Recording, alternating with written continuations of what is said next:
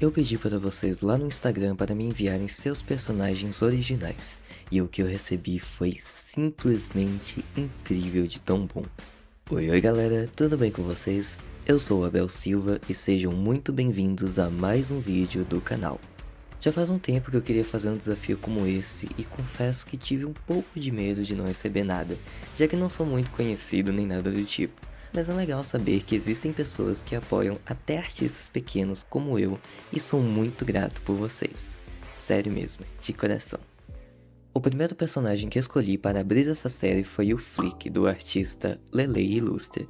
Este é o protagonista do mangá que ele está fazendo chamado Sangue e Aço. A história ainda está em desenvolvimento, mas o pouco que temos na conta do artista já foi o suficiente para me deixar empolgado com a história. Tão empolgado que me dei a liberdade de criar algumas teorias. Não temos muitas informações do que é de fato a história, mas acredito que se trate de um mangá de luta livre, pois a musculatura dos personagens é bem marcada e suas roupas lembram um pouco vestimentas de luta livre. Além disso, os personagens têm apelidos muito dinâmicos.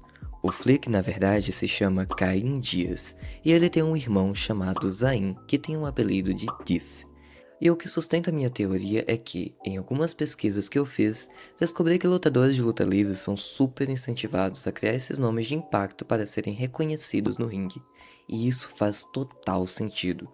Eu tenho muitas teorias do que se trata o mangá no geral, mas acho que falar todas elas de uma vez pode ficar um pouco chato para um vídeo de redesenhando o personagem dos escritos. Enfim, vale muito a pena dar uma olhada no perfil do Lelei e apoiem artistas independentes. Isso é uma ordem. Indo para o processo de ilustração, sinto que foi algo bem legal de fazer, mesmo que naquele momento eu ainda não tinha muita prática com o digital. Uma coisa curiosa é que o meu traço e o do Lelei se batem muito, o que ajudou a não perder a essência do personagem. Eu quis fazer ele, por motivos óbvios, em uma pose que representasse luta, e acabei utilizando uma referência de preparação para a luta que eu achei a cara dele. Por falar em cara, encontrei essa careta que foi feita para ele. Digo isso por conta da expressão marcante que ele faz em muitas artes promocionais. E olha só que arte linda! Achei muito massa o flick de dancinhas. Não tive muitas dificuldades com a arte, com exceção apenas do cenário. Na ficha de personagem mostra que o Flick e seu irmão são cearenses, então inicialmente pensei em fazer algum lugar do Ceará e até salvei algumas referências da cidade do Crato, mas no fim acabei só colocando ele no deserto mesmo. Só não me pergunte por quê, às vezes nem eu me entendo como artista. Aliás, fiz uma versão dele com chapéu de cangaceiro, e antes que digam que isso é xenofobia, eu devo dizer que não, já que também sou nordestino. A única diferença é que eu sou baiano. No fim, o desenho ficou assim. Gostei bastante do resultado e mais ainda do próprio personagem. Então, sem mais delongas, bora pro próximo. Como próximo da lista, temos a Earnings, personagem da kkkj.misha. Eu cheguei a perguntar para a artista se ela tinha alguma lore, mas ela me contou que resume a história dela a um outro personagem, provavelmente um par romântico que acredito ser esse bonequinho aqui do lado. A única informação oficial que eu tive mesmo foi a altura, 1,72 m, o que é um pouco irônico, porque ela acaba sendo mais alta que eu. Vida de baixinho é complicado, mas a gente segue o baile. Eu gostei bastante do design dela. Ela consegue ser fofa e descolada ao mesmo tempo, e eu gosto muito dessa dinâmica. Confesso que eu conheço a artista há um certo tempo e digo que esse estilo é a cara dela até mesmo nas suas roupas habituais, sempre fugindo do padrão, mas com um toque fofo. Não consegui pensar em nenhuma pose legal para ela, pois achei que a pose original já tinha o equilíbrio perfeito, mas por sorte, o Pinterest me entregou essa referência maravilhosa. Obrigado, Pinterest. Eu fiz algumas trapaças para a pose não ficar estranha, como fazendo um overlay por cima da foto de forma consciente. Não me venham dizer que é tracing, ok? Além disso, algo que vocês podem perceber ao longo desse vídeo é que eu usei muitas ferramentas do próprio Clip Studio Paint para otimizar meu tempo de trabalho. Nesse desenho, eu utilizei dos modelos 3D, por exemplo. Eu não tô sendo patrocinado nesse vídeo, mas bem que poderia colar um patrocínio aí, né, Clip Studio? E para quem diz que usar essas ferramentas é errado e que a arte só tem valor se tudo for feito à mão, eu tenho que desmentir. Não tem crime algum em usar algo que foi feito para deixar as coisas mais fáceis. Errado seria se você mentisse dizendo que fez tudo do zero. crão a crão, como dizia minha avó. E se fosse assim, também seria errado utilizar fogão a gás para preparar a nossa comida, e que a comida só teria valor se você ficasse horas para fazer uma fogueira primitiva e cozinhar seu alimento. E que também seria errado ir no açougue para comprar carne, porque é fácil demais, e o correto seria caçar igual os homens da caverna. Percebe como não faz sentido criar regra onde não existe? No fim, o que importa é o resultado e a mensagem que a arte quer passar. Voltando para a ilustração, não tenho muito o que falar do processo. Só tenho a dizer que achei as cores um pouco opacas demais, e quem me acompanha há algum tempo nas redes sociais sabe que eu prefiro usar cores vibrantes nas minhas artes. Mas o que importa é que a artista já estava gostando muito enquanto eu publicava um pouco do processo no Instagram, e fico feliz que o ângulo não acabou virando o meme da Freyden por acidente. Nada contra o meme, eu acho bem engraçado e já fiz até referência em um projeto pessoal, mas para uma ilustração onde a ideia não é ser um meme, não faz sentido nenhum. No fim, o desenho ficou desse jeito. Lembra daquele personagem que eu falei antes? Eu fiz um chaveirinho dele. Fofo, né? Partiu o terceiro ilustre? Agora nós temos ele, meu mano que eu já citei aqui no canal no nosso último vídeo. Corre pra ver depois! E que é um baita artista e uma grande inspiração pra mim. Uma salva de palmas para o Lafontas. Ele tem muitos personagens originais, mas essa que ele me entregou é uma das melhores. Ela é a única personagem desse vídeo que não possui um nome, pelo menos não no momento em que ele me enviou o desenho. Provavelmente ela já tem um nome agora, ou não, vai saber se ele não esqueceu do mais importante, né? A forma como essa personagem surgiu é super interessante. Enquanto ele jogava seu jogo favorito, Terraria, ele fez essa skin aqui e resolveu desenhar no seu próprio estilo. E, uau, esse cara sabe deixar o público de queixo caído. E digo que a forma como ela surgiu é interessante porque esse é um baita exemplo de como burlar o bloqueio criativo. E se não ficou claro, deixa comigo que eu vou te explicar. Existem muitas situações que podem levar um artista a se sentir sem ideias na hora de desenhar. Isso envolve estresse, medo do resultado não agradar, estados emocionais extremos, entre muitas outras coisas. Mas com certeza, um dos maiores vilões é o excesso de possibilidades. É incrível pensar que você pode criar qualquer coisa que imaginar, mas isso também traz um certo medo.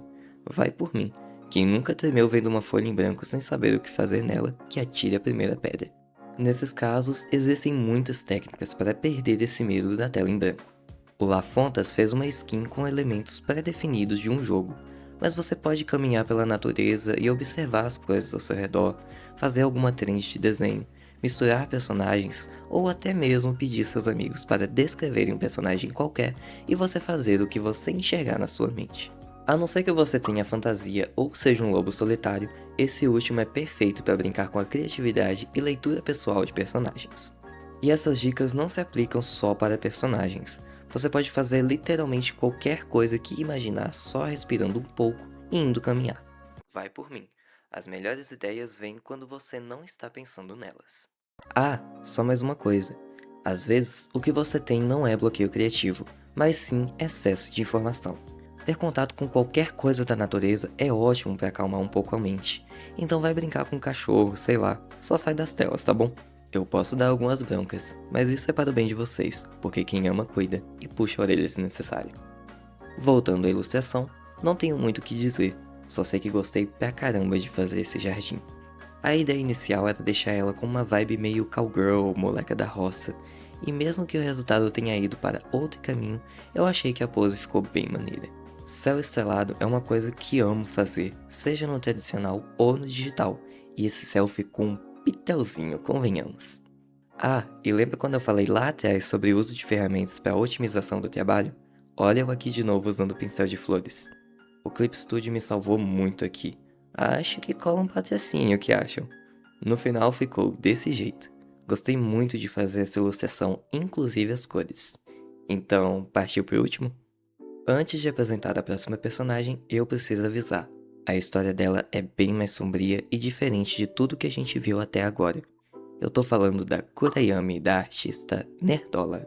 Ela tem uma lore de fundo que eu achei importante trazer, mas de novo, é um tema sensível e que pode causar gatilhos. Então, se você prefere evitar a fadiga, pula direto pro minuto que tá aparecendo aqui na tela. Vou dar alguns segundos para vocês decidirem. Ótimo, para você que ficou, vamos à história. A personagem foi originalmente criada para um RPG baseado em Ordem Paranormal. Ela é japonesa e vivia numa casa extremamente pobre. Seu pai havia morrido por causa de uma doença e, por consequência, sua mãe acabou se tornando alcoólatra por não conseguir lidar com o luto. Com apenas 5 anos de idade, Kurayami estava sozinha em casa preparando café e a água já estava fervendo. Sua mãe, mais alterada que o normal e já com costume de descontar toda sua raiva na garota, joga toda a água fervendo na cara da menina sem dó nem piedade. Percebendo o perigo em que ela se encontrava, Kurayami resolve fugir em uma noite e se esconder numa caverna. Em um certo momento, ela acaba encontrando uma cabana antiga, bate à porta e é recebida por um monge. Por um gesto de compaixão, ele acaba acolhendo a Kurayami e a cria como uma filha até ela completar 15 anos de idade. Em um dia de temporada de pesca, Kurayami chega na cabana com vários peixes e encontra as portas abertas, o que era estranho, já que sempre permaneciam fechadas. Quando ela entrou, percebeu um monstro gigante atacando o monge. Esse monstro é uma criatura que só se manifesta em sombras muito grandes, e ao ver a garota, ele simplesmente escapou, deixando o monge para trás. O monge não havia percebido que havia uma sombra tão grande em sua residência e acabou sendo atacado por isso. Neste momento, Kurayami se torna uma pessoa apática, pois a única pessoa que demonstrou amor e carinho a ela havia partido de forma trágica. Agora, ela busca por vingança a este monstro. Bizarro, né? Mas bora pro processo do desenho. Vocês vão perceber que essa ilustração vai parecer um tanto mais profissional em relação aos outros, mas isso não quer dizer que fiz as outras de qualquer jeito. Pelo contrário, o que acontece é que eu não tinha ainda uma certa habilidade com o digital, e por conta das ilustrações anteriores e alguns testes e estudos, minha técnica melhorou bastante. Inclusive, essa foto de perfil atual que estou usando em todas as minhas redes sociais, me sigam lá, foi feito antes dessa ilustração da Kurayami. Não tenho muito o que falar do processo em si, apenas que eu peguei muitas referências para compor essa ilustração e também que foi muito legal criar esse monstrão. E sim, eu usei os modelos 3D para me ajudar de novo. Só não gravei a parte configurando o 3D, pois foi uma cena meio caótica. Mas o importante é que funcionou. Também me sinto obrigado a falar muito bem das cores. Uma das coisas que fiz nesse desenho que eu não havia feito nos outros era usar camadas de correção para brincar com efeitos de cores. Já fica a dica para vocês. No final, a ilustra ficou desse jeito. Foi muito legal fazer esse desafio de redesenhar os personagens de vocês no meu estilo. Sempre via muitos vídeos desse tipo e gostei pra caramba de fazer o mesmo. E claro, tenho que agradecer aos 4 artistas que confiaram seus personagens a mim. Sério, vocês são feras demais, muito obrigado pela confiança. Também gostaria de me desculpar aos artistas por demorar tanto para que esse vídeo saísse. Tive muitos problemas nesse meio tempo envolvendo a escola, o que acarretou nesse atraso de 3 meses. Mas enfim, um muito obrigado a vocês telespectadores que assistiram esse vídeo. Considerem se inscrever e deixar o like para ajudar o canal. Um grande abraço, fiquem com Deus e até mais!